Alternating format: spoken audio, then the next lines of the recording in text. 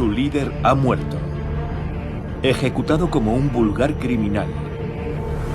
Pero empieza a oírse hablar de resurrección y de una misión imposible. Los 12 elegidos de Jesús, los apóstoles, reciben el encargo de llevar una nueva fe hasta los confines de la tierra. Felipe, Simón y Mateo parecen haber abierto un camino hacia el sur.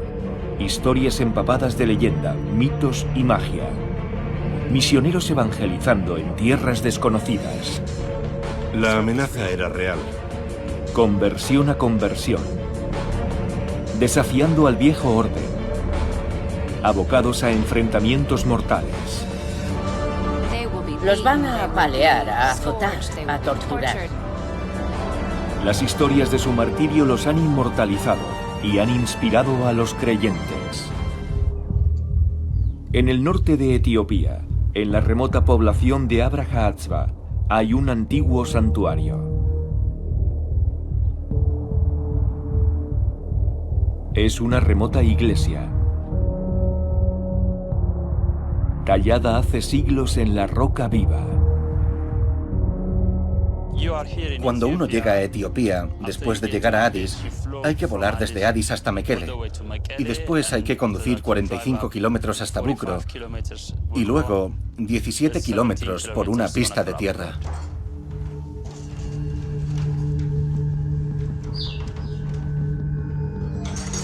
Actualmente más de la mitad de los 96 millones de habitantes de Etiopía son cristianos. Pero la llegada del cristianismo a esta tierra está unida por la leyenda a famosas figuras bíblicas, entre ellas los apóstoles Felipe, Simón y Mateo. Y en el Santa Santorum de la iglesia de piedra de Abraha-Atzba se guarda un símbolo sagrado de ese legado. Los cristianos ortodoxos etíopes creen que un antiguo rey trajo aquí el Arca de la Alianza original desde Israel. El Arca de la Alianza está aquí. Está realmente aquí, en Etiopía. Está guardada en una zona muy sagrada. El Arca lo es todo para Etiopía. En la actualidad, todas las iglesias del país tienen una réplica del arca. Una vez al año se muestra la reliquia envuelta en un sudario. La llevan en procesión por las calles sacerdotes y diáconos que celebran el bautismo de Jesús.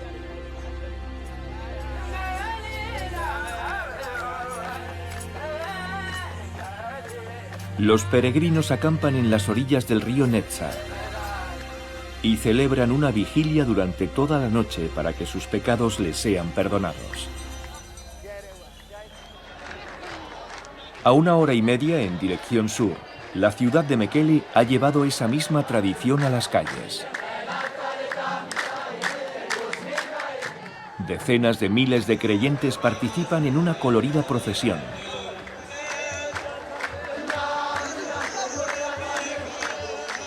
En la que hay patriarcas, alfombras rojas y más réplicas del arca.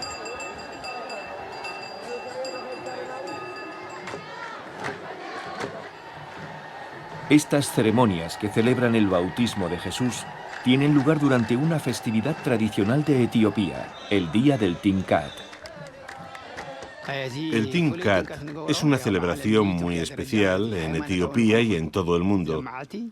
Se celebra el 19 de enero para recordar el bautismo de nuestro Señor.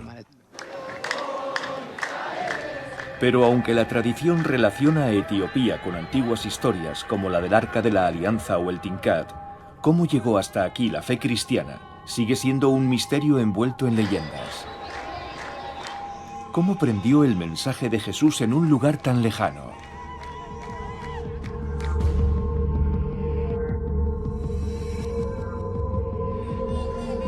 Encontramos referencias a los viajes mortales de los apóstoles en evangelios apócrifos y leyendas medievales. Jerusalén, año 33 de nuestra era. En una colina a las afueras de la ciudad, una ejecución más ordenada por la autoridad romana va a cambiar el curso de la historia. Aquí va a ser crucificado Jesús de Nazaret por afirmar que es rey. La crucifixión es el evento más importante de la devoción cristiana. Jesús es apresado y juzgado como un criminal porque no es ciudadano romano y se le condena a ser crucificado. El proceso de caminar hasta el lugar de la crucifixión portando la cruz está relacionado con la devoción cristiana y crea un vínculo entre Cristo y sus seguidores.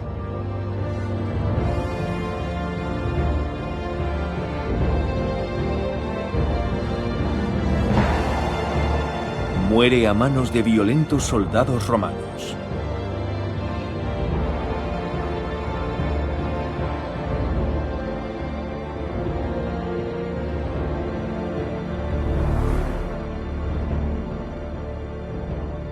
«50 días después, la Biblia nos dice que Jesús se alzó de entre los muertos y ascendió al cielo. Pero antes de irse, convocó a sus más estrechos aliados. Antes de la ascensión, ordenó a los apóstoles que no abandonaran Jerusalén, que le esperaran allí. Les dice que conserven la fe, que tienen que llevar una nueva religión hasta los confines de la tierra. Pero los apóstoles son 12 hombres normales, inadaptados, marginados sociales, no teólogos. Los apóstoles son pescadores, carpinteros, recaudadores de impuestos, son personas que tienen que ganarse la vida. En la Biblia, los Hechos de los Apóstoles nos cuentan que estos, privados de su líder, se reúnen para rezar y pedir dirección. De repente, en un parpadeo, todo cambia. Están en una habitación y están rezando sin cesar. Los Hechos de los Apóstoles hablan de una presencia espiritual, el Espíritu Santo, enviado por Dios como había profetizado Jesús. De repente, oyen un ruido como una fuerte racha de viento. Los apóstoles están reunidos y ven cómo unas lenguas de fuego entran en la habitación. Se dice que ese Espíritu Santo ilumina y guía a los apóstoles. Se sienten plenos de fuerza y de conocimientos, y milagrosamente reciben el don de lenguas. Hay quien sostiene que este es el momento en que nace la Iglesia cristiana.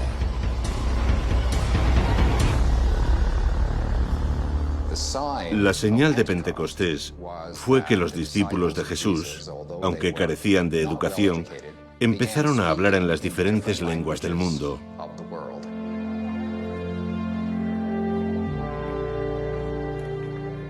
Se produce una gran transformación, supongo, en cuanto a la confianza en sí mismos de los apóstoles.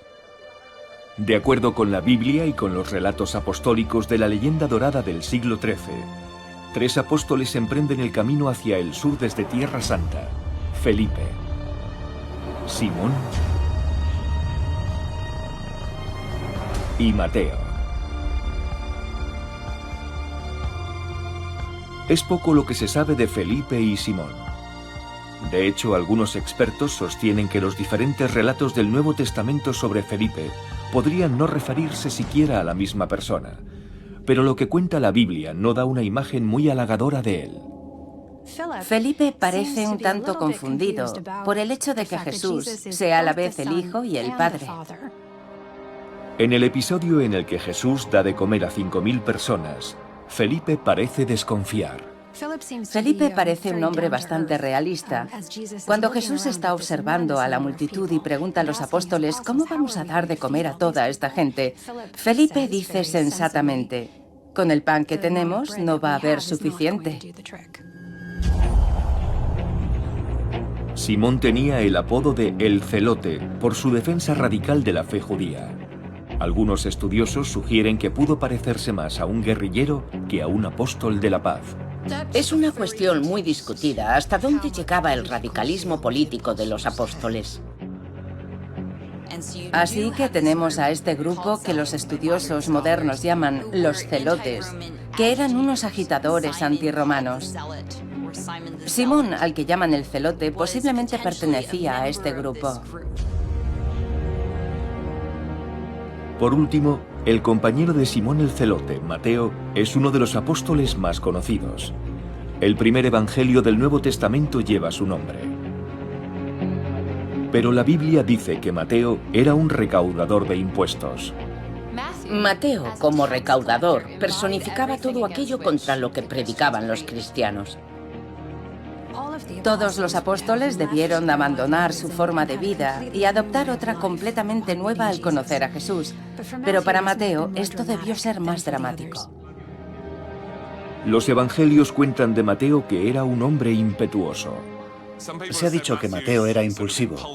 La única evidencia que tenemos de eso es su llamada. En el Evangelio recibe su llamada y simplemente se levanta, no lo piensa dos veces. O era muy impulsivo o estaba muy seguro de sí mismo. Ahora Mateo tiene que viajar hasta el fin del mundo. Tras la revelación de Dios a los apóstoles, los 12 elegidos empiezan a predicar en Jerusalén.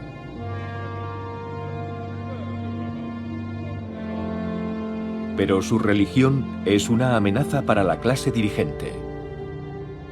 Según los Hechos de los Apóstoles, este nuevo ministerio de predicación empieza a tomar impulso en Jerusalén. La primera parte de los Hechos de los Apóstoles cuenta que continuaron predicando a pesar de las amenazas de muerte y los castigos. La Biblia dice que los apóstoles son perseguidos y acosados. Según Eusebio, el historiador del siglo IV, dividen el mundo en regiones. Guiados por el Espíritu Santo, los apóstoles se dirigen a diferentes naciones.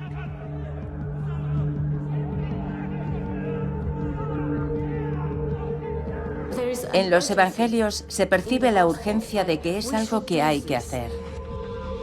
Felipe, Simón y Mateo parten en el cumplimiento de su misión. Felipe y Mateo no podían saber qué se iban a encontrar. Me imagino que estaban preocupados, asustados. Tendrían miedo de lo que podían hacer las autoridades romanas. La Biblia narra el viaje de Mateo, de recaudador de impuestos a apóstol. Ahora tiene que seguir su camino solo. Es una llamada inusual y una señal de la visión internacionalista o intercultural de esta nueva religión. ¿Será su carácter impulsivo su perdición? ¿O dará fruto su potencial como gran líder? La misión es difundir un poderoso mensaje. Es un viaje que puede costar la vida a los apóstoles.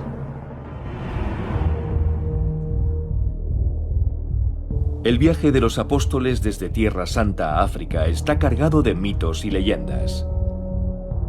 Pero el primer capítulo del viaje de Felipe está recogido en la Biblia misma, en los Hechos de los Apóstoles.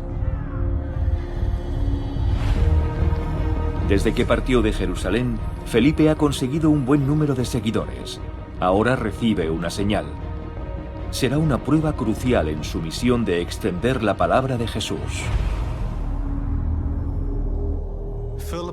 Felipe está en Sumeria y el Espíritu de Dios, la voz de Dios le dice, ve a Gaza. En una ruta hacia el sur conocida como el Camino del Desierto, Felipe se encuentra con un eunuco, ministro de finanzas de la reina de Etiopía. El eunuco es un funcionario del Palacio Real, una especie de encargado del tesoro o algo parecido. Viaja de regreso a su país desde Jerusalén. En los Hechos de los Apóstoles, Felipe, uno de los apóstoles, es enviado en busca del eunuco etíope y se encuentra con él. El eunuco está leyendo el libro de Isaías del Antiguo Testamento y su profecía de la llegada de un Mesías. Ni siquiera sabemos por qué había estado en Jerusalén, pero podemos suponer que fue un viaje de culto. Debió ir al templo a rendir homenaje o quizá a presentar algún tipo de ofrenda real. Estaba leyendo el libro de Isaías. Felipe le preguntó al eunuco, ¿conoces ese libro? Y el eunuco le contestó a Felipe, necesito que alguien me lo explique. Felipe le dice que el Mesías del que habla el libro de Isaías es Jesús de Nazaret. Y la forma en que se lo explica es relacionándolo todo con Jesucristo. A continuación, Felipe establece un vínculo con él, quizá mostrándole un símbolo secreto que empleaban los cristianos para reconocerse entre sí en el mundo del siglo I. Y de inmediato, el eunuco queda convencido y le pide que le bautice.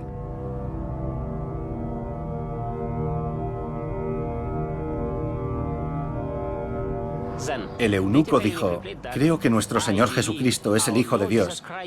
Y Felipe lo bautizó.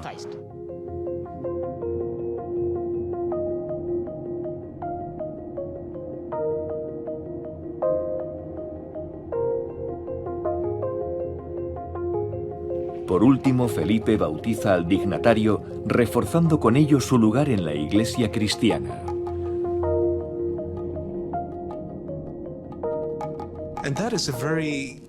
Y ese es un punto clave en la llegada de la fe cristiana a África. Porque lo que estamos diciendo es que fue un africano, uno de ellos, quien les llevó las enseñanzas. La semilla había sido plantada.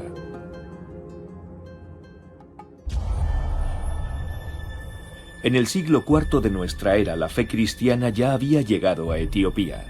Los orígenes de la Iglesia Ortodoxa etíope se remontan al año 330 después de Cristo. Sí, la Iglesia de Etiopía es muy antigua.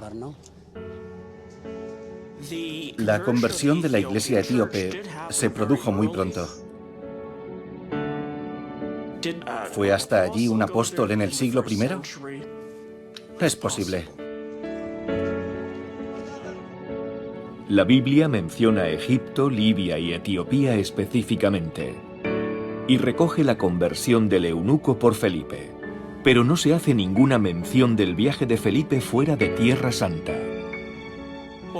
Lo que sabemos de los apóstoles, lo más importante, viene de los textos del Nuevo Testamento, y hay mucha información, pero en determinado momento se acaba.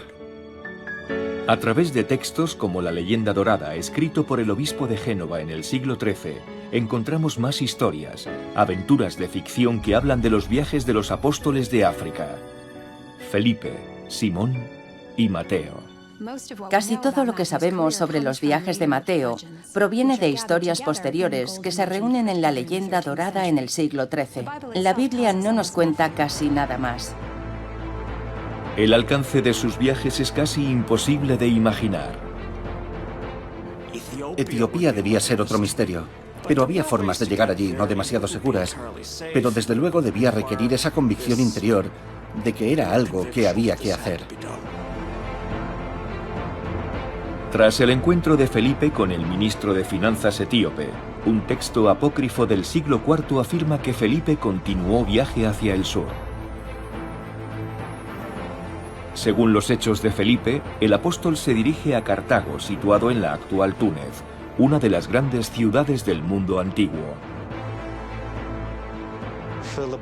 Felipe oye la voz de Dios que le dice que vaya a Cartago, en África, y bautizó a miles de fieles. Cartago se convierte en una gran base para la cristiandad.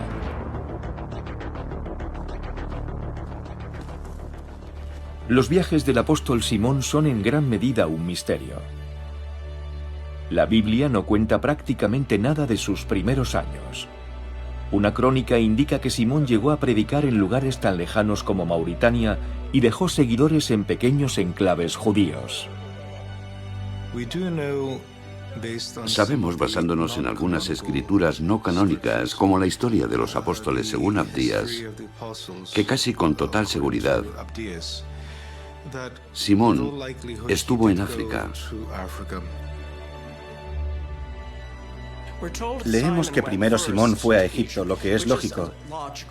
En Egipto había una comunidad judía muy antigua y muy importante, que de hecho realizó la primera traducción del Antiguo Testamento.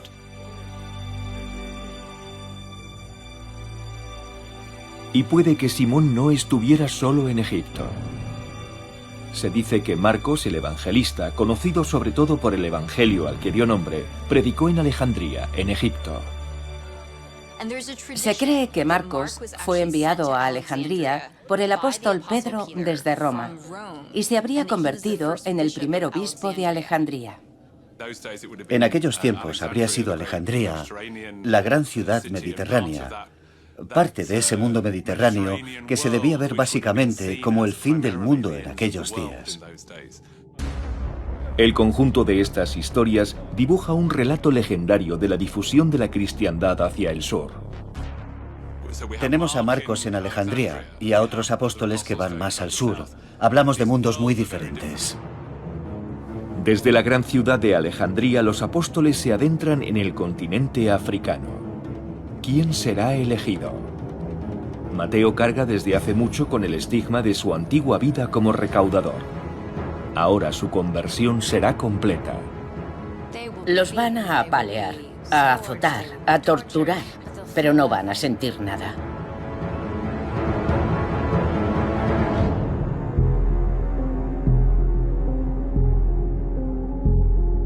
Según la leyenda dorada, el apóstol Mateo realiza un viaje inimaginablemente penoso.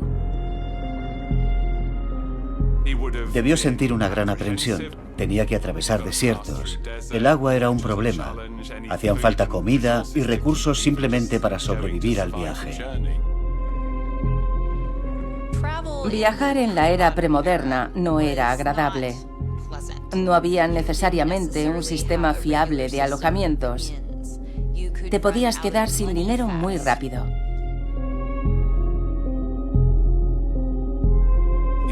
Probablemente viajaba en pequeñas embarcaciones. Eso siempre era peligroso, y a una distancia significativa de tierra firme siempre está el miedo a ahogarse.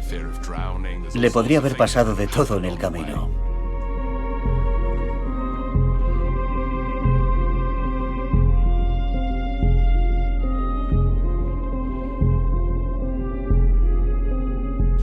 Finalmente, la leyenda dice que Mateo llega a Etiopía.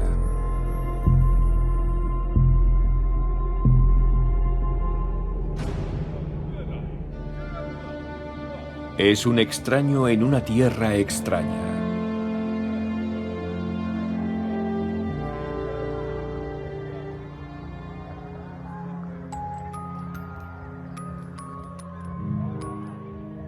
Pero por una extraordinaria coincidencia, Mateo se encuentra con el eunuco, el ministro de finanzas etíope a quien el apóstol Felipe había bautizado a miles de kilómetros de allí. Puede que Felipe le dijera, busca a este hombre, yo lo bauticé, puede que necesite ayuda. No sería como buscar a alguien en Londres o en Nueva York hoy en día.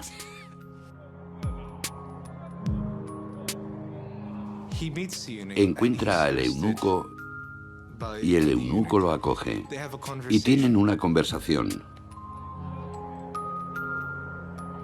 De inmediato, el eunuco le hace una pregunta extraña, al menos para nosotros. ¿Cómo puedes hablar tantas lenguas? Mateo le revela su identidad y su misión.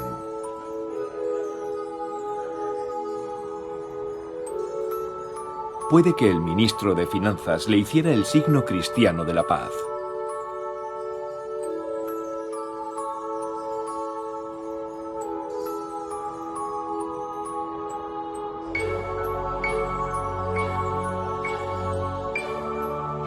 Mateo acepta el ofrecimiento y forja con él una poderosa alianza. Cuando estuvo en Etiopía, según la leyenda dorada, Mateo vivía en casa del eunuco, al que Felipe había convertido y bautizado anteriormente. Tras el encuentro con el ministro de Finanzas, la leyenda dorada del siglo XIII cuenta que Mateo llega a la ciudad de Nadaver, en Etiopía. Ha sido un viaje imposible, probablemente de miles de kilómetros. Mateo ya ha conseguido un aliado, pero está a punto de descubrir que no todo el mundo se alegra de verle. Según el relato, cuando Mateo llega a Etiopía, se encuentra con dos magos, Zaroes y Arfaxad. Ellos creen que Jesús está muerto y les gustaría que Mateo también lo estuviera. Se sienten amenazados. ¿Por qué? Porque se supone que ellos son los que curan, que ellos son los que resuelven las disputas. Mientras está predicando a las gentes, se presenta la gran oportunidad de Mateo. Resuenan gritos desgarradores. El hijo del rey ha muerto. Está predicando sobre cómo Dios creó el paraíso y cómo Adán el hombre y Eva la mujer rompieron esa amistad con Dios y fueron expulsados. Y en ese momento, cuando está hablando del paraíso terrenal, muere el hijo del rey.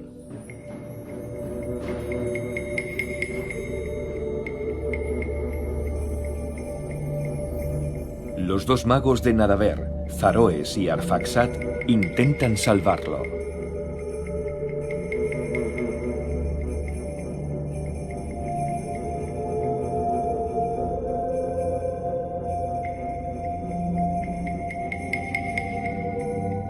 Le dicen al rey que es demasiado tarde.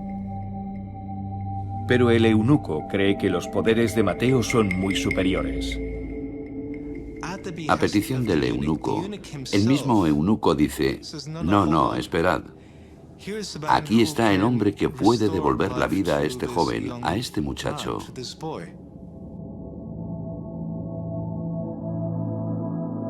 Mateo debe invocar el poder de Dios. Esta es la gran prueba de Mateo en una tierra extranjera. Empieza a rezar junto al niño.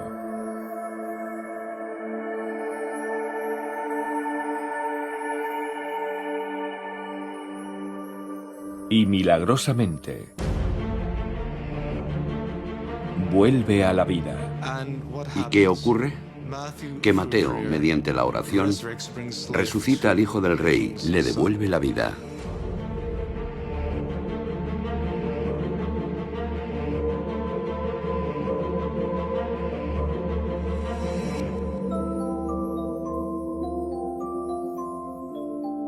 La leyenda dice que Mateo rechaza las alabanzas y proclama: «Hombres, ¿qué hacéis?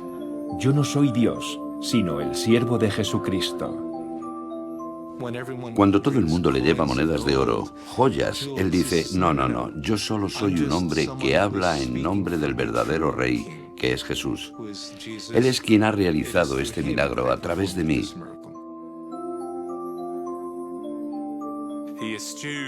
Renuncia a cualquier honor o gloria y dice que la gloria corresponde al Dios sobre el que predica. A continuación, según la leyenda, Zaroes y Arfaxad huyen a Persia. El rey y su familia se convierten.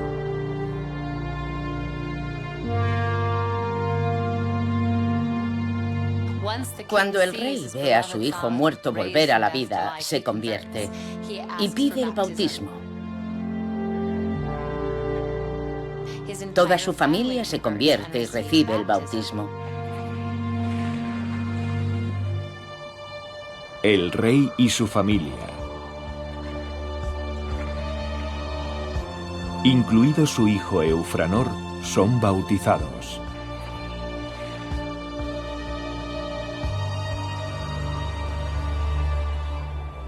Mateo consagra a Dios a la hija del rey, Efigenia. En adelante deberá vivir rodeada por 200 vírgenes, y no podrá casarse con ningún hombre.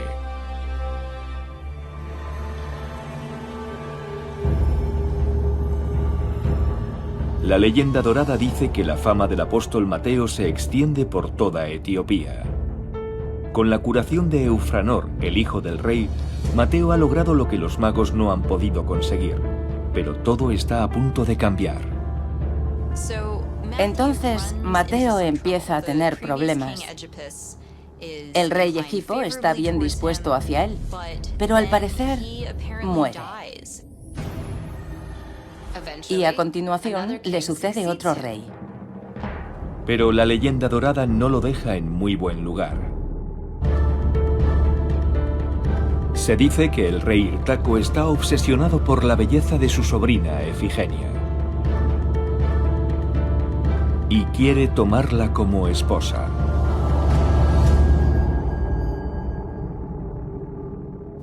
Lo que ocurre cuando muere el rey es que su sucesor decide que quiere casarse con la hija de su predecesor. El problema es que al convertirla, Mateo la había consagrado a Dios como virgen y la había rodeado de otras 200 vírgenes más. De modo que esta joven, llamada Efigenia, realmente no podía casarse con el nuevo rey.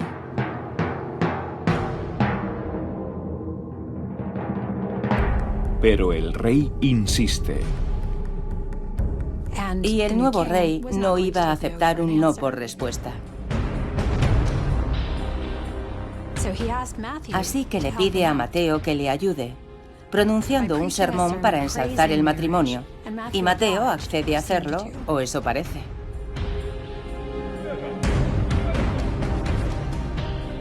El rey piensa, eso es exactamente lo que quiero, hasta que Mateo señala al rey y le dice, tú quieres a la novia de Dios y no puedes ser tuya.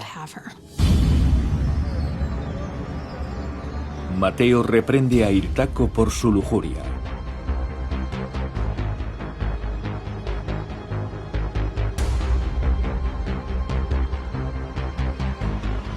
El rey está furioso. El rey no puede hacer suya a Efigenia, y esto conduce finalmente al martirio de Mateo.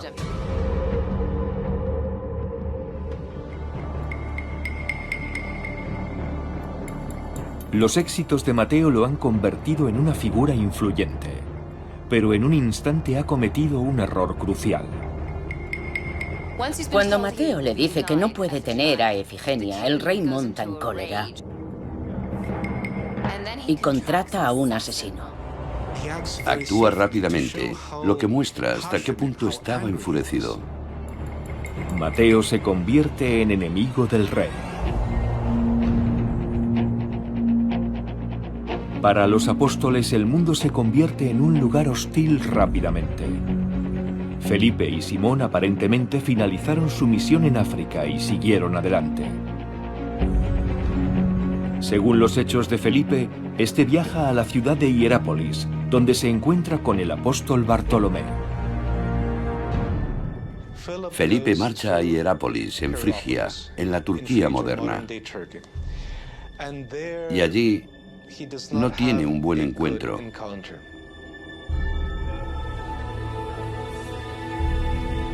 Aquí, Felipe y Bartolomé predican a la muchedumbre, entre la que se encuentra la esposa del gobernador. Felipe la convierte contra los deseos de su marido. El gobernador está fuera de sí.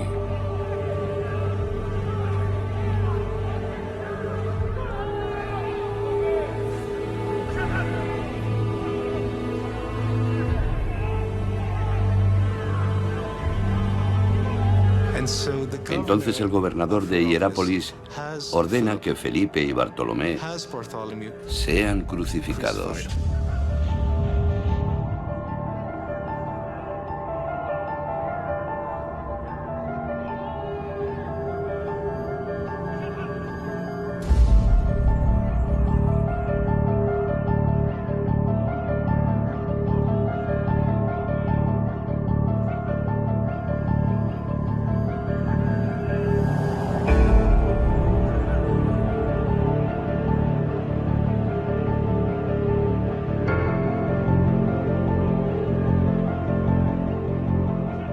Algunas versiones cuentan que los cuelgan de un árbol, otras que de unos ganchos y otras que los atan en cruces.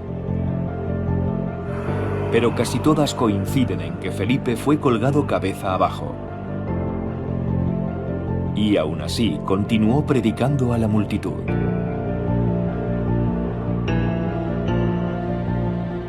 Sigue predicando al pueblo. No devolváis mal por mal. Les habla del amor de Dios. Les habla de la compasión mientras está colgado cabeza abajo, lo cual es asombroso.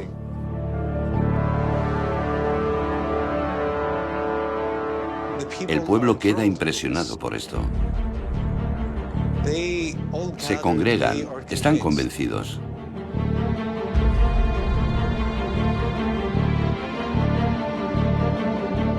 La multitud llora entre plegarias por los apóstoles, pero ya es demasiado tarde para Felipe. Este es su martirio.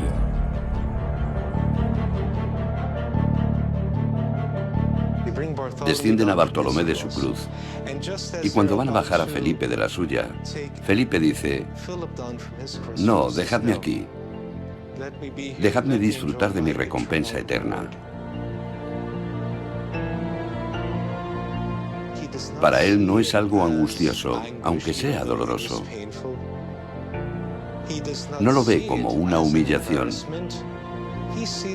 Lo ve como una glorificación, como una hermosa conclusión de la misión a la que había sido llamado.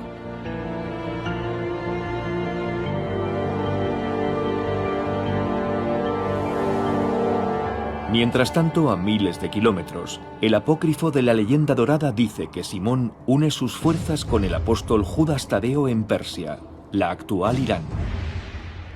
La leyenda dorada dice que Judas Tadeo estaba predicando en Mesopotamia y por su parte Simón estaba predicando en Egipto.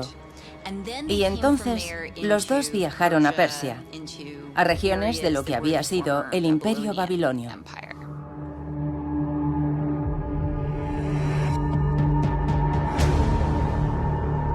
Aquí serán víctimas de los viejos enemigos de Mateo, Zaroes y Arfaxad. Ahora los magos y los apóstoles están enfrentados en una lucha de poder por la fe de la población de la ciudad. Y comienza lo que es una batalla de trucos de magia. Yo puedo silenciarte, yo puedo dominar a las serpientes. Pero esta vez, los magos tienen al gentío de su parte. Agitan a la muchedumbre. Los magos encienden su ira y su sed de sangre y creen que han vencido.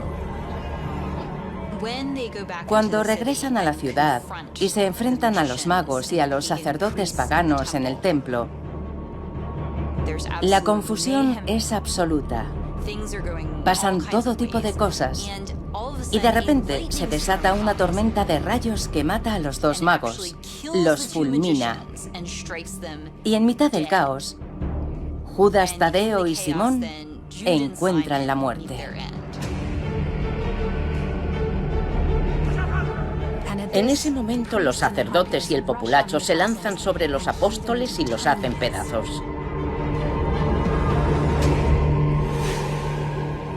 Judas Tadeo y Simón mueren linchados. Un final horrible. Mientras tanto, en Etiopía, según la leyenda dorada, Mateo se ha ganado la enemistad del rey Irtaco. La forma en que termina la historia de Mateo no puede estar más alejada de sus inicios como recaudador de impuestos. Pasa de ser alguien a quien se identifica con la jerarquía burocrática más odiada en la Judea de entonces, a convertirse en alguien que rechaza la autoridad del rey.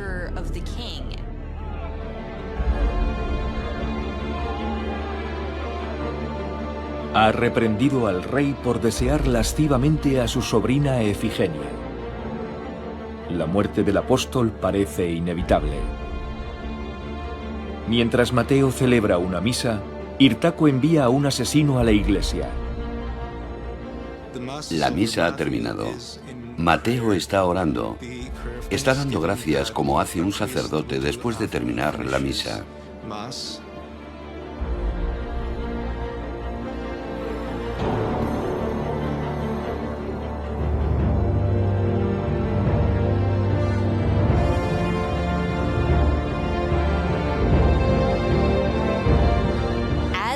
Mientras Mateo reza con las manos en alto, el asesino se acerca por la espalda y lo apuñala.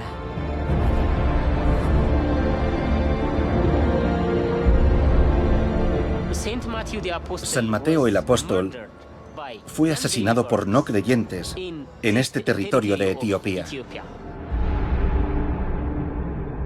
El rey Hirtaco cree que la fe cristiana morirá en Etiopía tan rápido como él, pero se equivoca.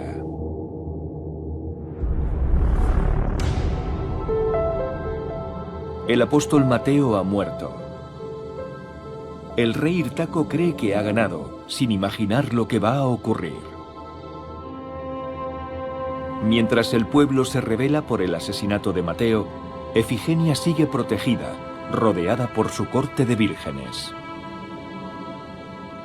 El rey sigue insistiendo. Envía a mujeres para que intenten convencerla, pero ella sigue negándose. El casamiento del rey no se celebrará. El monarca está fuera de sí. Y entonces el rey comete un supremo acto de ira. Decide quemar el convento de Efigenia.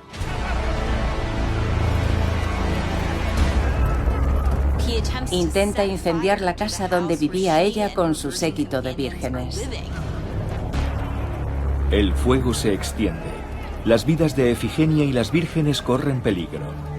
Entonces, según la leyenda, aparece su salvador desde más allá de la tumba. Aparece San Mateo, una visión de Mateo, Invoca a un poderoso viento que desvía las llamas. y lanza el fuego contra el rey. Y el fuego se dirige hacia el Palacio Real, que es pasto de las llamas. El fuego devora el palacio de Hirtaco y lo reduce a cenizas.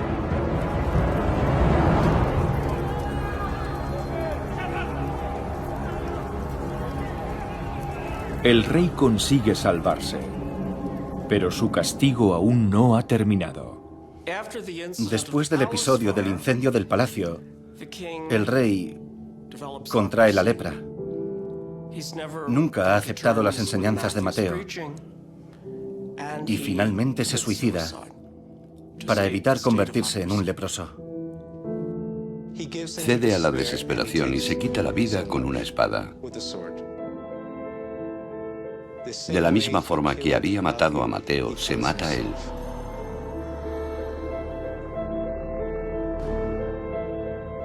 El pueblo decide que ya ha sufrido bastante a esa rama de la familia y eligen al hermano menor de Efigenia como su nuevo rey.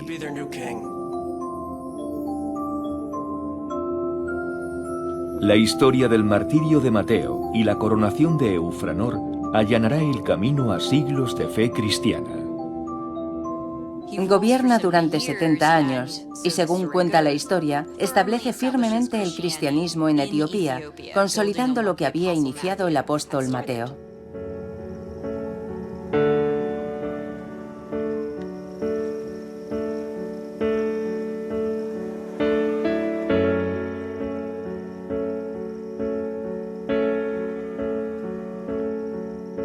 Damos un salto en el tiempo hasta el siglo XXI.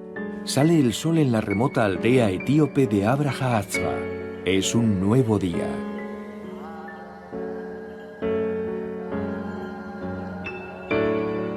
Hoy es el Timkat, la celebración más sagrada de la Iglesia Ortodoxa etíope. Timkat significa baño, y para los cristianos ortodoxos representa el bautismo de Cristo, donde se revela su naturaleza. La llegada de los apóstoles y de otros discípulos de nuestro Señor Jesucristo permitió a Etiopía experimentar estas prácticas del Nuevo Testamento. En el horizonte aparecen cientos de pobladores de los asentamientos que rodean este fértil valle.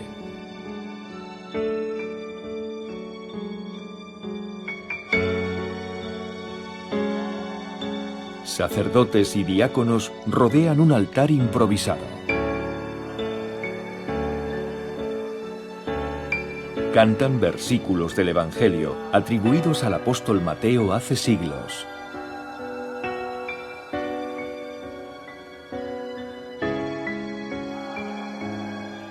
Y renuevan una tradición bautismal de 2000 años de antigüedad, transmitida por el apóstol Felipe al ministro de Finanzas etíope en el camino del desierto, por el apóstol Mateo al joven rey Eufranor.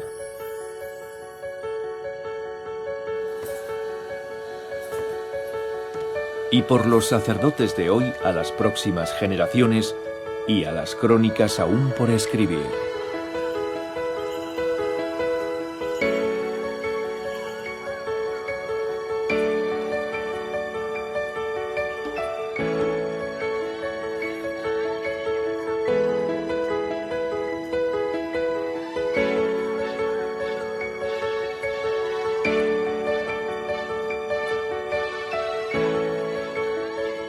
Cuando lo indica el patriarca, cientos de fieles renuevan sus votos bautismales.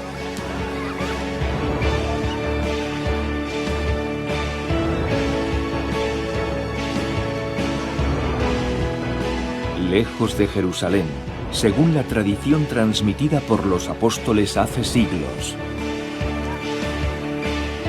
La Santa Biblia dice: esto significa que nadie puede desafiar a la Iglesia, porque la Iglesia florecerá y el cristianismo florecerá en Etiopía.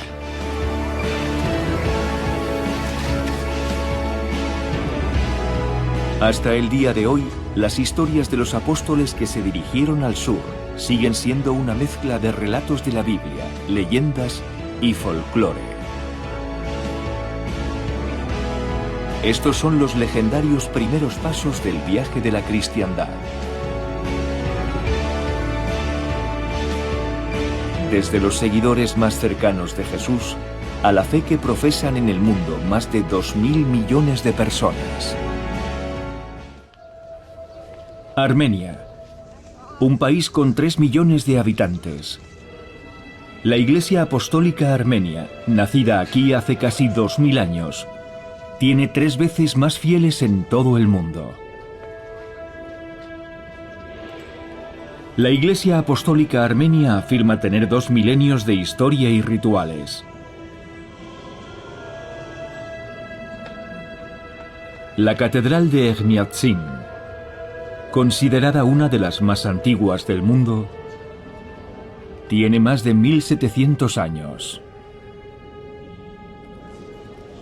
Su congregación, profundamente devota, observa tradiciones aún más antiguas.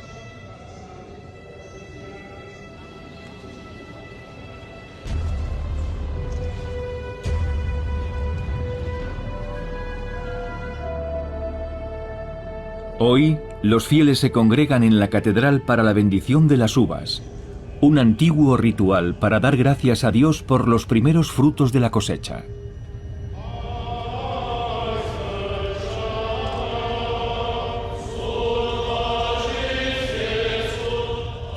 Se bendicen uvas sin semillas, símbolo del nacimiento de la Virgen y de Cristo, fruto del vientre de María. La Iglesia armenia se considera uno de los primeros frutos del ministerio de Jesús. Defiende haber nacido hace 2000 años y proceder en línea directa de los apóstoles, los seguidores más cercanos de Jesús.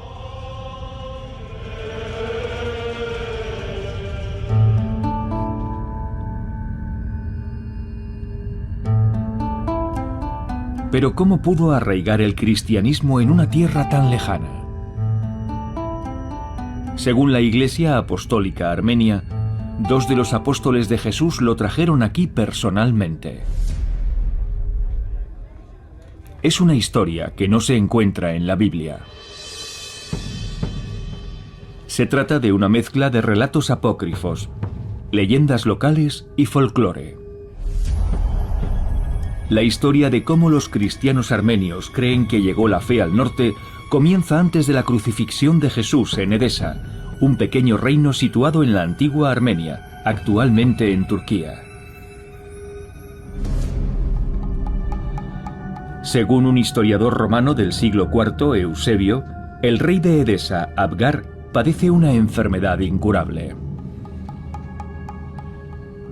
Ha oído hablar de un sanador radical que hay en Jerusalén y que algunos llaman Dios.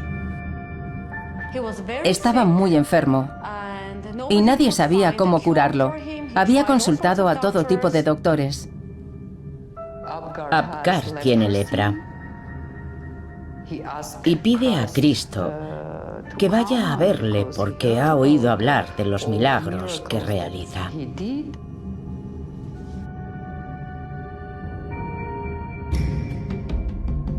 El rey envía un mensajero a Jerusalén. Ha oído que la vida de Jesús corre peligro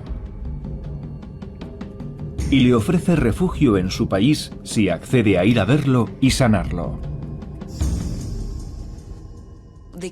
El rey de Edesa ha oído hablar de Jesús y de hecho le envía una carta diciéndole: he oído hablar de ti, he oído hablar de tu mensaje y me parece que no estás a salvo.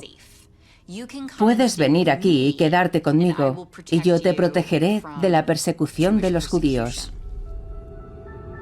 Según la historia, Jesús le contesta que en ese momento no puede emprender un viaje. Entonces Jesús le responde con otra carta diciéndole: yo te bendigo porque has oído hablar de mí, pero no voy a ir, voy a quedarme donde estoy. Pero la fe del rey ha conmovido a Jesús y, de acuerdo con la leyenda, le hace un regalo especial. Jesús tomó un paño, o mantili, como se sigue llamando en griego moderno a un pañuelo. Se seca la cara con un pañuelo que se va a convertir en un icono muy famoso. Jesús simplemente coge un paño, se seca con él la cara y cuando se lo quita, su rostro ha quedado impreso en la tela. Y dijo: vamos a enviarle esto al rey Abgar. Entonces envía ese paño a Edesa junto con una promesa. Por supuesto, Cristo no salió nunca de Tierra Santa, pero le promete que después de su muerte le enviará mensajeros.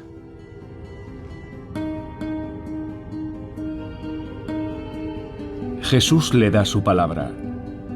Enviará a uno de sus discípulos al norte para sanar al rey. Pero no se llevará a cabo ningún viaje al norte hasta que se produce un momento definitorio para la fe cristiana. Jerusalén, año 33 después de Cristo. Con los romanos, las crucifixiones son algo casi cotidiano. Pero esta va a cambiar el curso de la historia. Jesús de Nazaret es ejecutado por afirmar que es rey.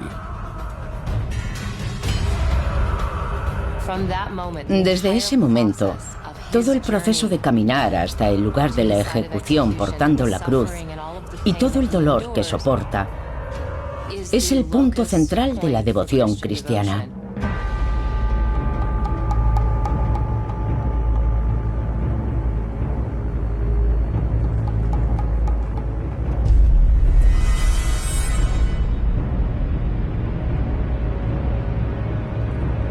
La Biblia dice que un soldado romano clava su lanza en el costado de Jesús.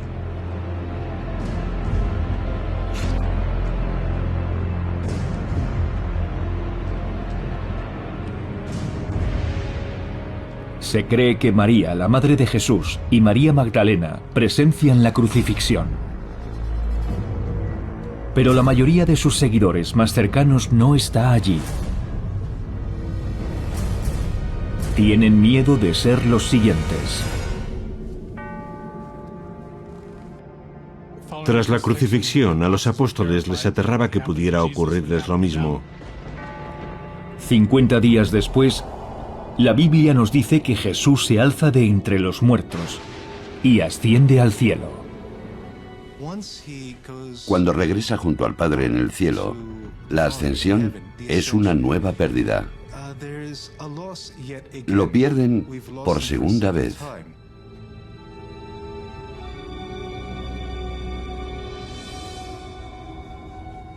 Jesús dice a los apóstoles: no os preocupéis, voy a estar con vosotros. No podéis venir conmigo, pero esperad a que venga el Espíritu Santo, el abogado. Él es quien va a ayudaros. Jesús había prometido a sus seguidores más cercanos, estos 12 hombres, que ellos continuarían su misión. Antes de la ascensión, ordenó a los apóstoles que no abandonaran Jerusalén, que le esperaran allí. Desde aquella promesa no habían tenido noticias de su Mesías. Creo que debían estar un poco asustados porque habían perdido a su maestro. En la Biblia, los Hechos de los Apóstoles nos cuentan que, privados de su líder, se reúnen para rezar y pedir dirección. Debieron quedar totalmente devastados por la crucifixión. Debieron pensar que todo se había acabado, que había llegado el fin.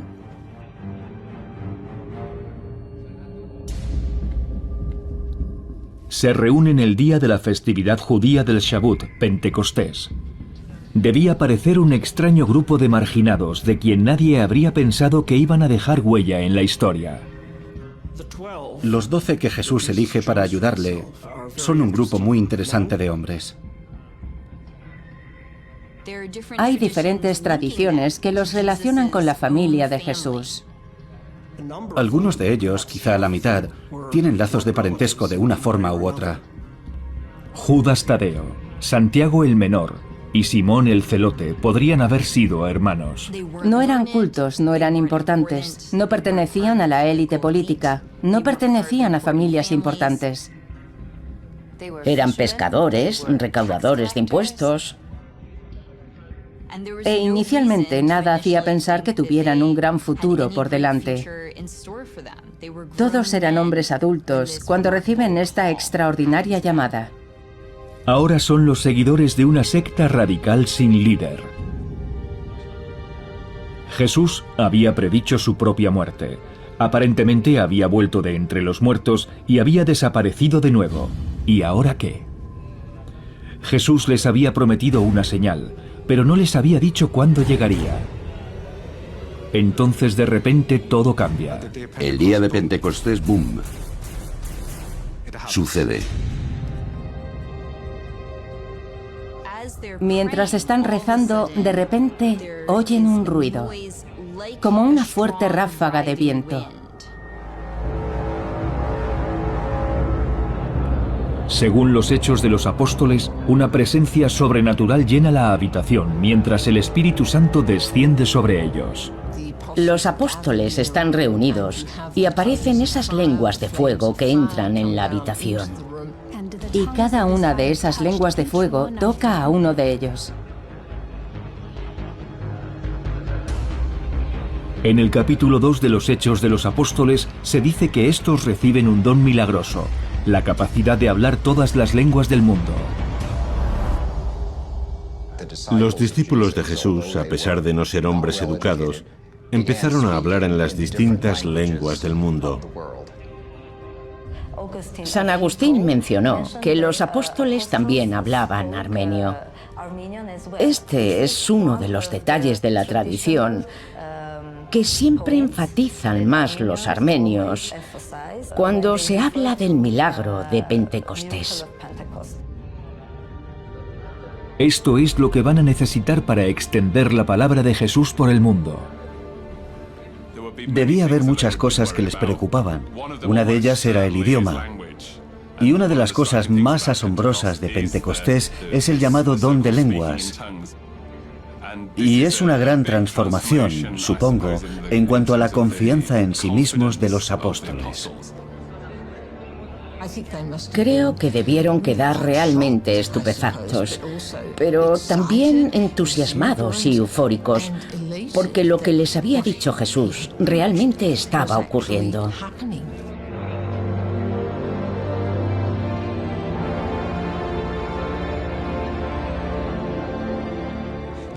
Ya no tienen miedo, de repente lo entienden todo. Ahora sabemos por qué hemos seguido a este Cristo durante 3 años. Ahora sabemos exactamente por qué nos dijo: id hasta los confines de la tierra y predicad mi palabra. Para estos pescadores y recaudadores de impuestos, levantarse y dejar atrás todo lo que conocían y marchar a partes del mundo que no habían visto nunca y no podían imaginar, debió ser a la vez excitante y aterrador. Según la leyenda, finalmente 3 hombres parten hacia el norte. Judas, a quien también llamaban Tadeo. Era el más afectuoso de ellos. Era muy alegre. Infundía alegría en la gente y era un hombre de gran corazón. Un misterioso apóstol llamado Santiago el Menor, quizá por su corta estatura. Es importante saber que hay conexiones familiares entre los apóstoles. Unos dicen que era hermano de Judas Tadeo, otros que era el hermano de Jesús. Y por último el apóstol Juan, que podría haber sido especialmente querido por Jesús. Se cree que él era el discípulo amado, el apóstol sin nombre que apoya la cabeza en el pecho de Jesús durante la última cena. Predicando en Jerusalén, atraen la atención no deseada de las autoridades romanas. Este nuevo ministerio de predicación empieza a tomar impulso en Jerusalén. Durante unos meses después de Pentecostés, Jerusalén debió ser un lugar difícil para cualquier seguidor de Jesús. Y ahora sus seguidores tienen de repente la seguridad necesaria para empezar a predicar a todo el mundo. De modo que los apresan y les dicen que dejen de predicar. Los apóstoles están encerrados antes de dar comienzo a su misión. Y según los Hechos de los Apóstoles, la verdadera razón es la envidia. Pero la Biblia relata que un acto de intervención divina los libera.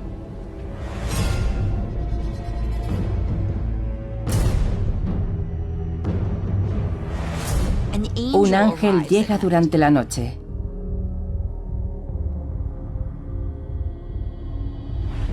Y ese ángel les abre la puerta y les ordena que salgan, específicamente para que continúen predicando a la gente.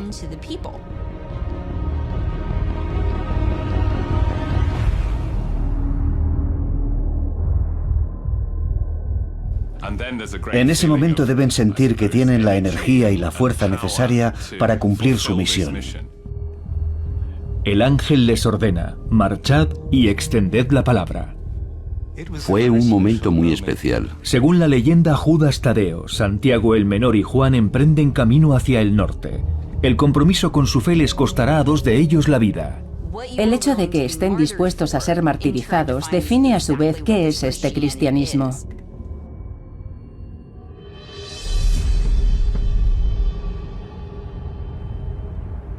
Garni, Armenia. Este antiguo templo helénico es un testimonio del culto que se rendía en Armenia antes del ascenso del cristianismo.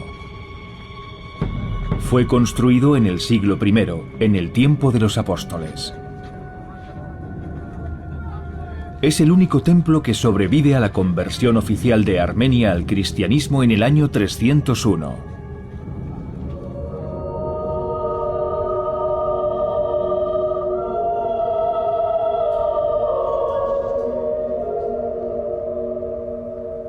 En el siglo IV, un noble armenio, Gregorio el Iluminador, fundó este monasterio no muy lejos.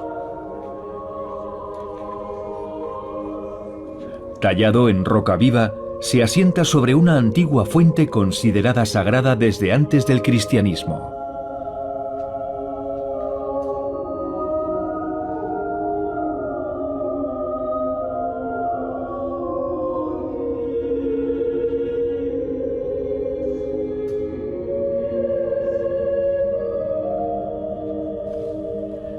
Este monumento histórico, llamado Gehardabank, que significa monasterio de la lanza, albergó en otro tiempo una reliquia de incalculable valor para los armenios, que reivindican una conexión directa con los apóstoles.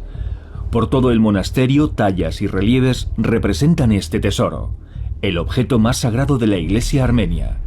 El original se guarda actualmente en el tesoro de la iglesia de Echmiadzin.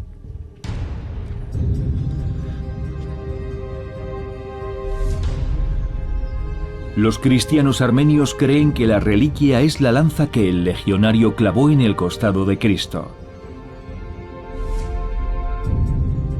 Según la tradición armenia, Judas Tadeo llevó consigo la tristemente célebre reliquia hasta allí desde Jerusalén.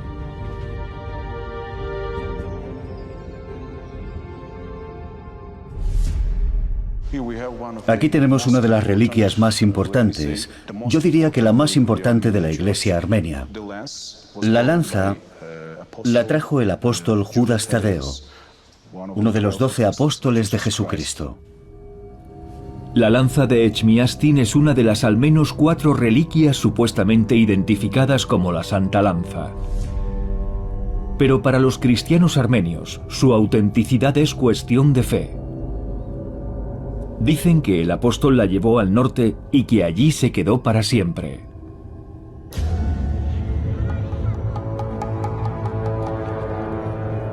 Llevar el cristianismo más allá de Jerusalén era un empeño arriesgado. La situación era muy peligrosa para ellos y la persecución era muy intensa. Sus vidas corrían un peligro real. Judas Tadeo es el primero en partir. Según la leyenda dorada, se dirige al norte, hacia Edesa, para cumplir la promesa de Jesús al rey Abgar. Viajar en los primeros siglos de nuestra era, incluso durante partes de la Edad Media, era muy peligroso. Sobre todo porque no tenías ni idea de qué te ibas a encontrar y no había necesariamente leyes en todos los territorios.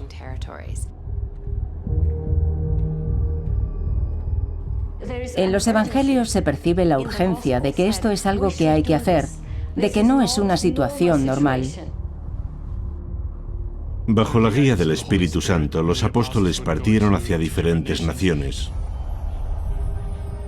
No todos se apresuran tanto en partir. Algunas fuentes dicen que Santiago el Menor también se dirigió al norte, hacia Siria. Otras ponen en duda que llegara a abandonar Jerusalén.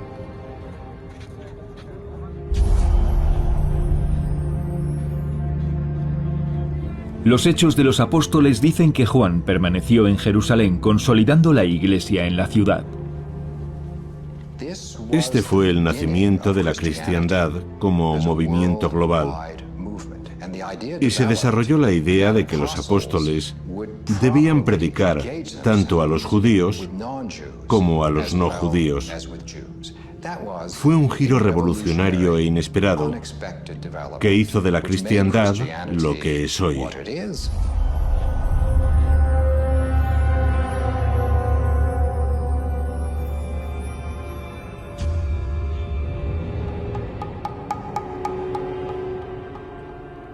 En Edesa, el rey Abgar continúa enfermo y sigue esperando al emisario que Jesús prometió enviarle.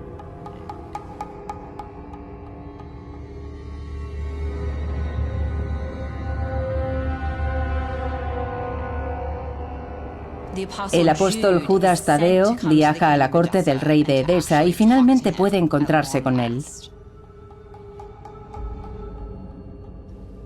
Y cuando llega, Abgar le dice: tengo este paño.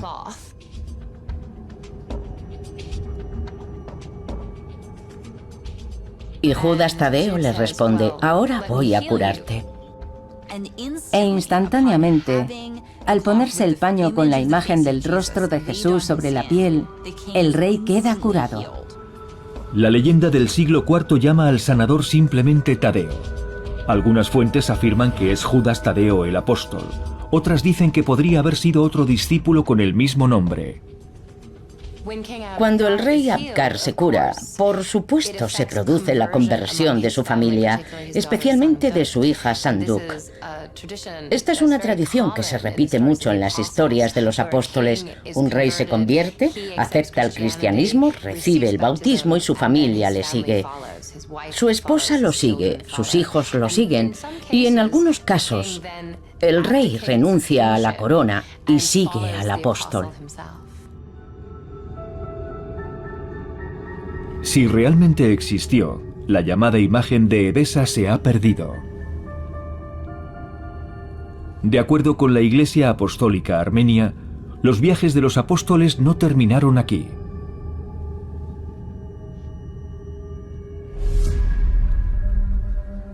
Este lugar, cerca de la frontera entre Turquía y Armenia, sigue siendo el destino de una peregrinación.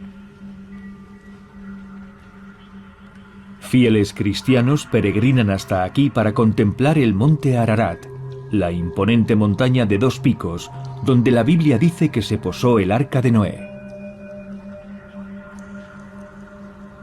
Los peregrinos atan cintas y colocan piedras para dejar su marca.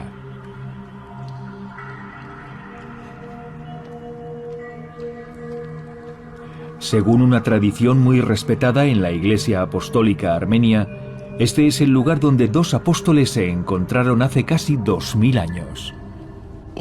Desde allí se puede ver claramente el monte Ararat.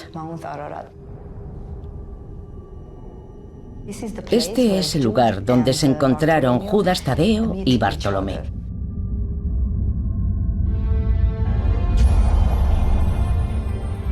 La tradición local cuenta que el azar reunió a Judas Tadeo con su compañero Bartolomé en este lugar. En realidad hay un buen número de historias en las que los apóstoles se encuentran en diferentes lugares.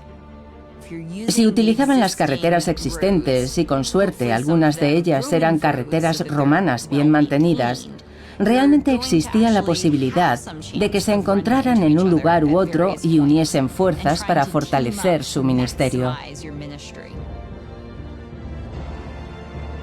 Me puedo imaginar lo duro que fue, sobre todo cuando tuvieron que viajar a Armenia, un país tan misterioso. Armenia es un país montañoso, está situado en tierras altas que a veces son difíciles de atravesar. Podían capturarlos camino de Armenia, podían torturarlos camino de Armenia. Y me imagino que fue una decisión muy difícil venir a predicar a estas tierras extrañas.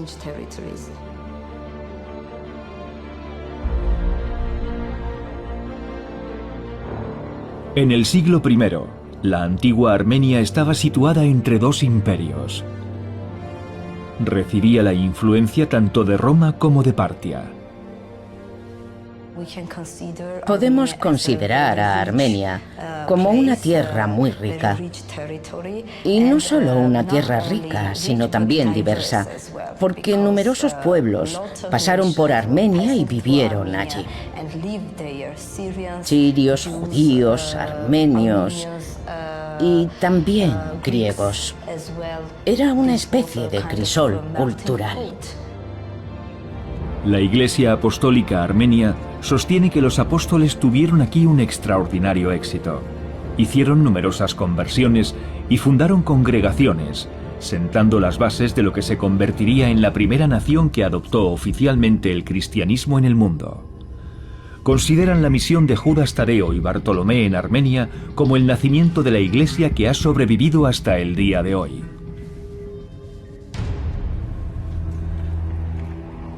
También hay historias que dicen que Bartolomé continuó extendiendo el Evangelio hacia el este. 2 estudiosos del siglo IV dicen que en un principio Bartolomé fue a la India y desde allí empezó a avanzar de regreso hacia el oeste. Fue apresado y torturado en Hierápolis, situada en lo que hoy es Turquía, junto al apóstol Felipe. Según el texto apócrifo de los Hechos de Felipe, son castigados por orden de un gobernador que está furioso porque Felipe ha convertido a su esposa. ordena que los 2 apóstoles sean torturados.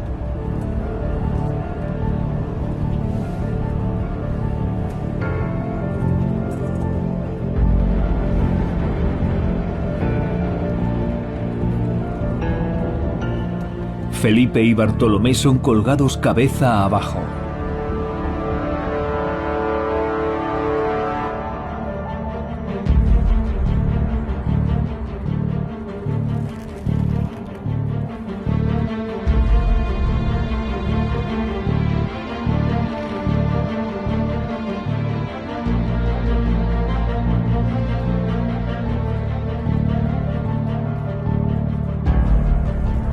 Felipe continúa predicando desde la cruz, incluso cuando la muerte está cerca.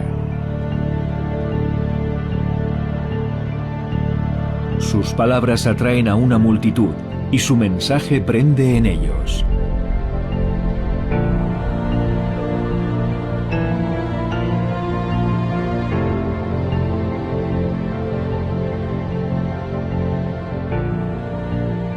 La gente está tan conmovida que exigen que se libere a los apóstoles.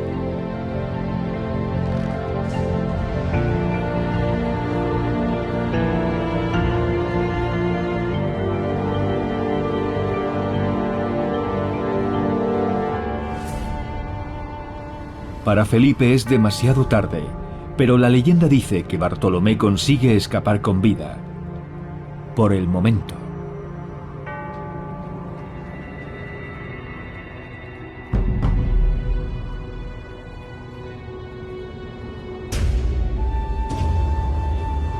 Después de encontrarse a los pies del monte Ararat, Judas Tadeo y Bartolomé parecen cosechar un extraordinario éxito en Armenia, realizando nuevas conversiones y formando congregaciones.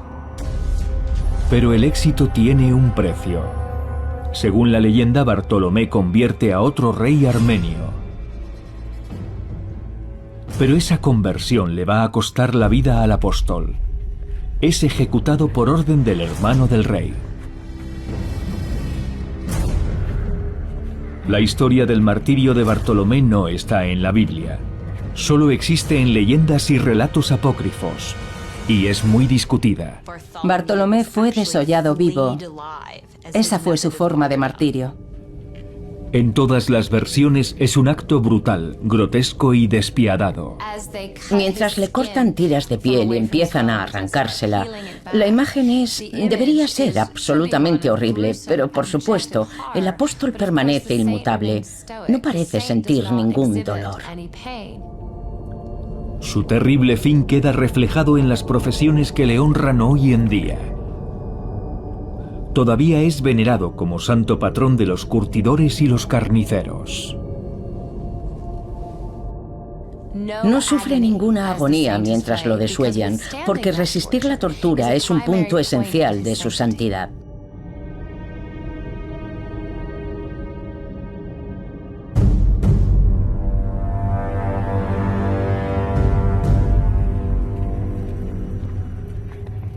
Mientras tanto, en Jerusalén, según la epístola a los Gálatas, Juan se convierte en uno de los pilares de la iglesia cristiana primitiva. Pero bajo el reinado de Herodes Agripa I, que comienza en el año 41 después de Cristo, los cristianos son perseguidos y deben evitar a las autoridades en todo momento.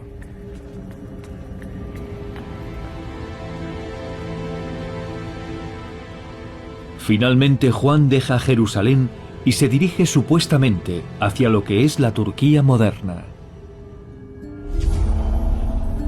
Tras sus éxitos en Armenia, la leyenda dice que Judas Tadeo une sus fuerzas a las de otro apóstol. Algunas fuentes afirman que Judas Tadeo y Simón podrían haber sido hermanos, un equipo nato. Su historia nos ha llegado a través de la leyenda dorada, una colección medieval de hagiografías o biografías idealizadas de santos. La historia dice que estos 2 apóstoles se internaron en lo que hoy en día es Irán. Simón y Judas Tadeo, que habían estado predicando por separado, se reúnen en Persia. Aquí no tendrán una recepción calurosa. Según cuenta la leyenda, su misión tendrá un fin sangriento.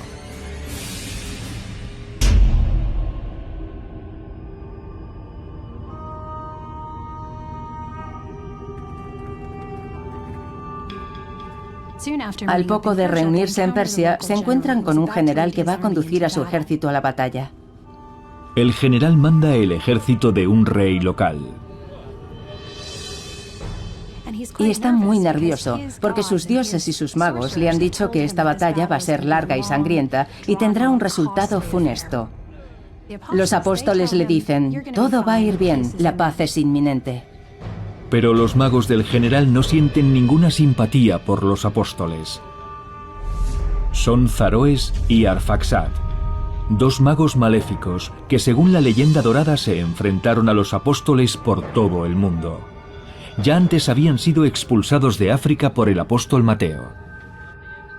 Los magos dicen, no, habrá una batalla con gran mortandad en ambos bandos. Los magos y los apóstoles se enfrentan en una lucha de poder. Y por supuesto, el general se debate entre estas dos premoniciones. Así que dice, vamos a ponerlos frente a frente y veamos qué es lo que ocurre. Los magos dicen que la batalla comenzará al día siguiente. Los apóstoles dicen que no habrá batalla. Y el general dice, aquellos que se equivoquen serán castigados, de modo que todo dependerá del resultado de esa batalla. Al amanecer del día siguiente dice la leyenda que la profecía se cumplió.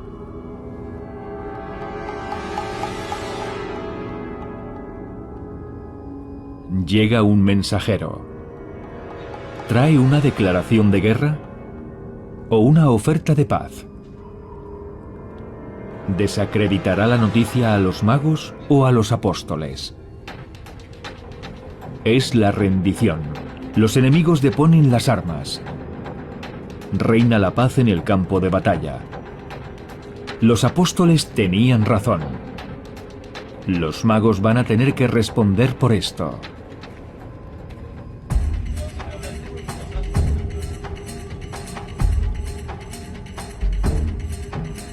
El rey convoca a los apóstoles y a los magos. Está furioso. Los magos quedan desenmascarados como unos charlatanes. La historia dice que el rey llama a su verdugo. Los magos deben ser ejecutados. Pero los apóstoles intervienen. Exigen al rey que detenga la ejecución de inmediato. Le dice que ellos son mensajeros de paz, que nadie debe morir hoy. Pero antes del desenlace de la historia, la compasión de los apóstoles, su petición de clemencia para los magos, demostrará ser un error mortal. Provincia de Syunik, Armenia.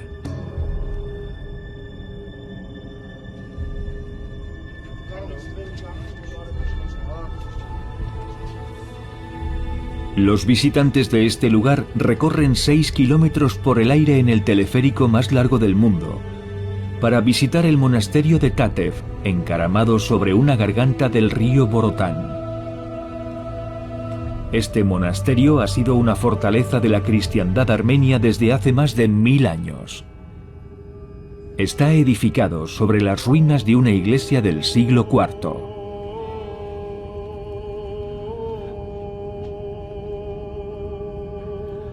Toma su nombre de un discípulo del apóstol Judas Tadeo, que habría evangelizado Armenia en el siglo I antes de reunirse con su compañero. La leyenda dice que estos dos apóstoles convirtieron a más de 60.000 armenios. Los otros apóstoles que partieron hacia el norte no tuvieron tanto éxito. Juan no parece haber viajado mucho. No nos han llegado muchas historias de sus viajes, por lo que se enfrentó a menos conflictos. Pero forma a su alrededor una iglesia muy leal. Pero ningún apóstol pasa desapercibido por mucho tiempo. Cuando Juan abandona Jerusalén, se dirige al norte, hacia la ciudad griega de Éfeso, localizada en la actual Turquía.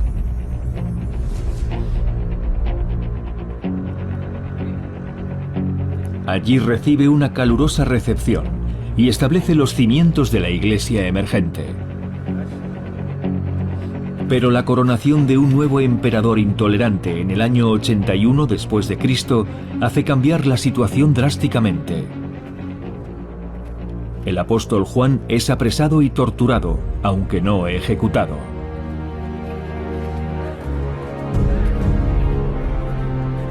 Es condenado al exilio en la isla griega de Patmos. Se dice que allí Juan dedica su tiempo a escribir un texto apocalíptico, el libro de las revelaciones. San Juan ya es un anciano. De hecho, fue el más longevo de los apóstoles. Vivió casi hasta el año 100. Juan, por supuesto, es el único apóstol que no sufre martirio. La historia dice que al morir de muerte natural, algo muy inusual, ascendió al cielo portado por unos ángeles.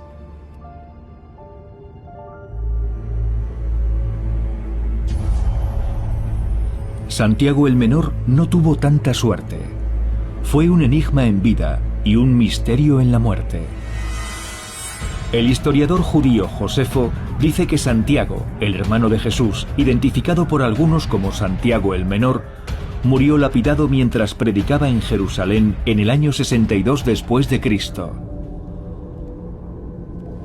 Según la leyenda dorada, Simón y Judas Tadeo tuvieron un éxito mucho mayor en su misión, pero hubo víctimas. Sandukt, una princesa armenia que había renunciado a la corona para seguir a Cristo, es ejecutada.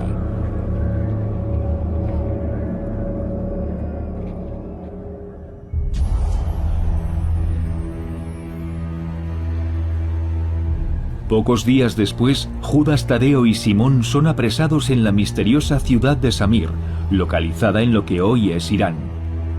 Allí los llevan a un templo pagano dedicado al sol.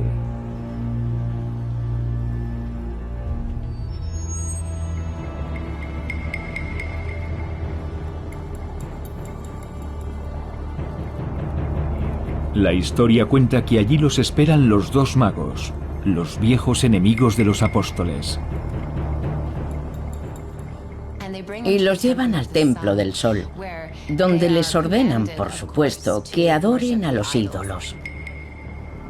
Los magos insisten en que los apóstoles deben adorar a las estatuas de los dioses locales. La historia va a dar un giro mortífero cuando aparece un ángel del Señor.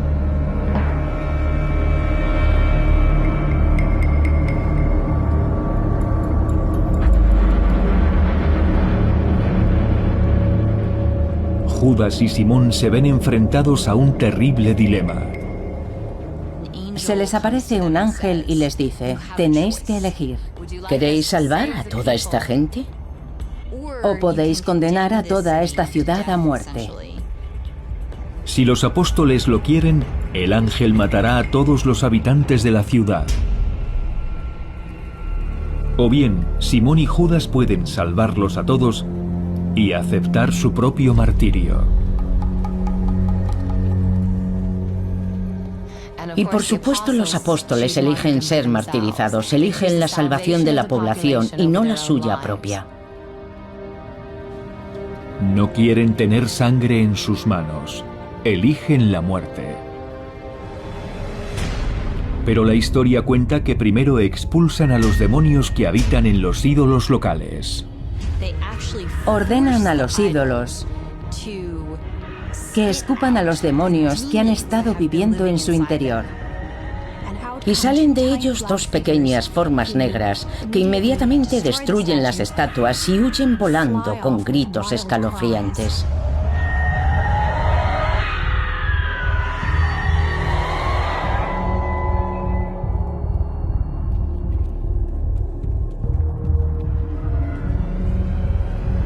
Pero los magos aún tienen un truco en la manga.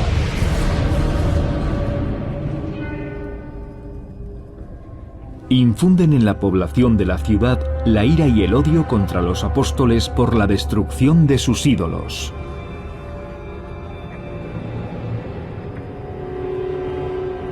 Los apóstoles sobreviven al enfrentamiento en el templo.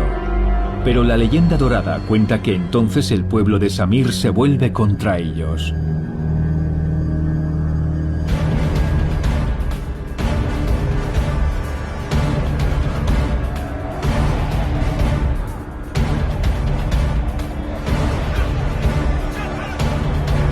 Simón y Judas Tadeo aceptan su destino, a veces llamado la palma del martirio, que simboliza el triunfo del espíritu sobre la carne.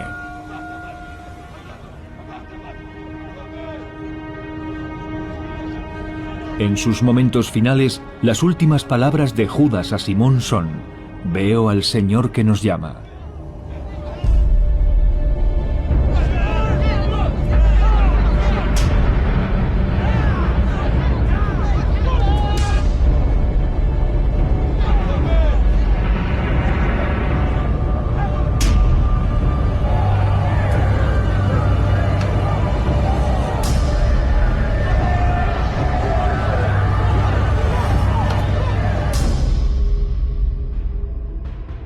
Cuando los apóstoles han sido despedazados y se ha cumplido su martirio, estalla el caos. Zaroes y Arfaxad encuentran su fin. Y hay relámpagos y una luz cegadora y truenos ensordecedores, y el templo del sol se rompe en 3 partes. De repente, estalla una tormenta de rayos que acaba con los 2 magos. Los fulmina. Y no queda nada más que carbón.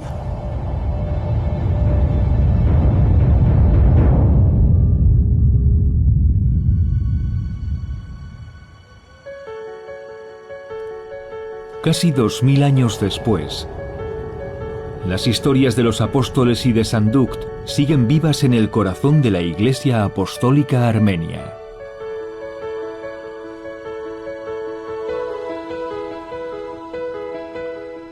Judas Tadeo es consagrado como iluminador de Armenia.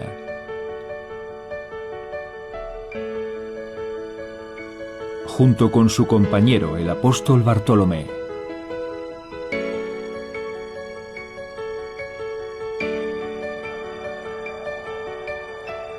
Se recuerda a la princesa Sandukt como mártir de la Iglesia Apostólica Armenia y como su primera santa.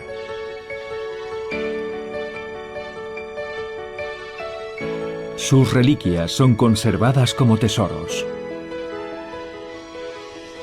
Los armenios son, creo, gente muy tradicional.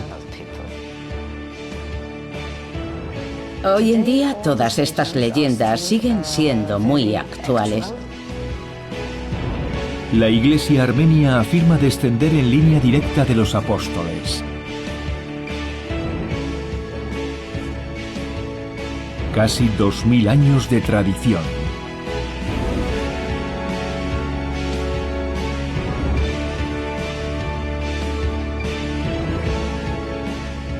Judas Tadeo es el primer iluminador de Armenia.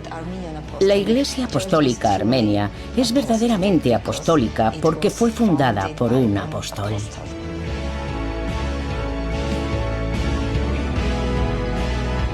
Hasta el día de hoy, las historias de los apóstoles que partieron hacia el norte siguen siendo una mezcla de relatos de la Biblia, leyendas y folclore. Estos son los legendarios primeros pasos del viaje de la cristiandad, desde los seguidores más cercanos de Jesús a la fe que profesan en el mundo, más de 2000 millones de personas.